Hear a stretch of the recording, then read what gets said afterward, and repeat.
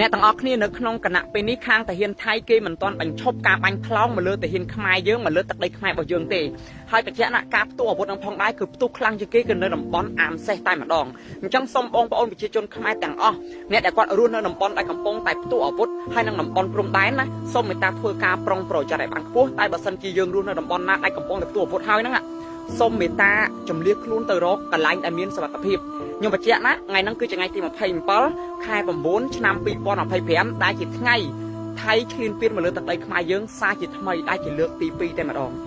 ដូចខ្ញុំនិយាយកាលពីវីដេអូមុនអញ្ចឹងថាថៃគេនឹងត្រឡប់មកបាញ់ខ្មែរយើងមួយសារទៀតដែលជាលើកទី2ឬមួយក៏លើកទី3ក្នុងលើកទី2នេះបើសិនជាថៃมันបាញ់រះចាប់ពីខេត្តព្រះវិហារដល់ខេត្តកោះកុងទេ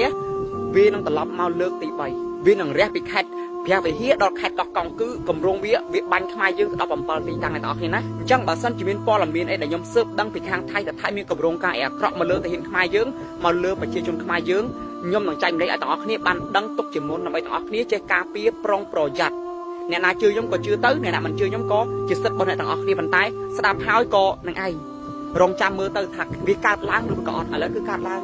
ហើយមួយទៀតខ្ញុំនិយាយរឿងខេត្តកោះកុងអញ្ចឹងខេត្តកោះកុងបើសិនជាថៃទៅខេត្តហ្នឹងគឺធ្ងន់ជាងគេព្រោះអីខេត្តហ្នឹងបើសិនជាថៃគេទៅគឺគេបញ្ជូនទាហានគឺច្រើនផ្នែកមែនតើទាហានជើងគោកក៏គេបញ្ជូនទៅទាហានជើងអាកាសក៏គេបញ្ជូនទៅទាហានជើងទឹកក៏គេបញ្ជូនទៅហើយទាហានជើងទឹកគេគឺមានទាំងទាហានខាងអីគេខាងនាវាចម្បាំងហើយនិងទាហានខាងនាវាមុខទឹកអញ្ចឹងគឺច្រើនផ្នែកមែនតើហើយបញ្ជាក់ណាសូមទាហានទាំងអស់ដែលគាត់កំពុងតែប្រយុទ្ធនៅក្នុងសមរភូមិនៅក្នុងថ្ងៃហ្នឹងថ្ងៃស្អែកឬក៏នៅថ្ងៃបន្ទាប់ណាសូមមេត្តាកុំថតកន្លែងណាក៏ដោយកុំថតកុំផុសឲ្យសោះណាកុំដាក់ទូរស័ព្ទជិតខ្លួនឲ្យសោះអ្នកទាំងអស់គ្នាដាក់យន្តហោះក៏ដោយបាត់គ្រឿងចោលក៏ដោយក៏គេនៅតែចាប់ទីតាំងបានដែរខ្ញុំបញ្ជាក់ត្រូនគេបរហោះទាំងអស់ហ្នឹងមិនមែនបរហោះអត់ប្រយោជន៍ទេត្រូនខ្លះមានទូរនីតិខាងបាញ់ផ្សែងពុលត្រូនខ្លះទៀតគឺមានទូរនីតិស៊ើបការត្រូនខ្លះទៀតគឺវាមានទូរនីតិដាក់គេដាក់ប្រព័ន្ធមួយយ៉ាងហ្នឹងគឺវាស្រូបសារជាតិដែកមួយយ៉ាងនៅក្នុងទូរស័ព្ទ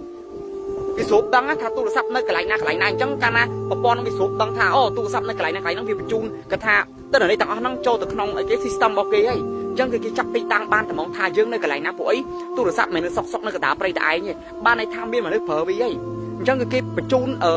ទិន្នន័យទាំងអស់ហ្នឹងបញ្ចូលទៅក្នុងគេខាង system របស់គេអញ្ចឹងគឺគេបលែងត្រូនគេមកគេទម្លាក់បំផ្លាញមកចំទីតាំងកន្លែងហ្នឹងតែម្ដងអញ្ចឹងសូមទាំងអស់គ្នាកុំប្រើទូរស័ព្ទឲ្យសោះតែហ៊ានចូលមុខហើយមួយទៀតខ្ញុំសូមនិយាយចំអត់ចេះបើសិនជាអាចណា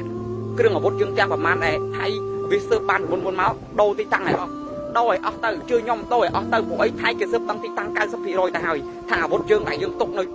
ម្លប់ជួរមុំគឺគេស៊ើបដឹងទាំងអស់ត្រូនគេបោះរហូតហ្មងគេស៊ើបដឹងទាំងអស់តែម្ដងបើសិនជាអាចក៏ដូរទីតាំងទៅខ្ញុំសូមនិយាយចំចំណុចមួយតែម្ដង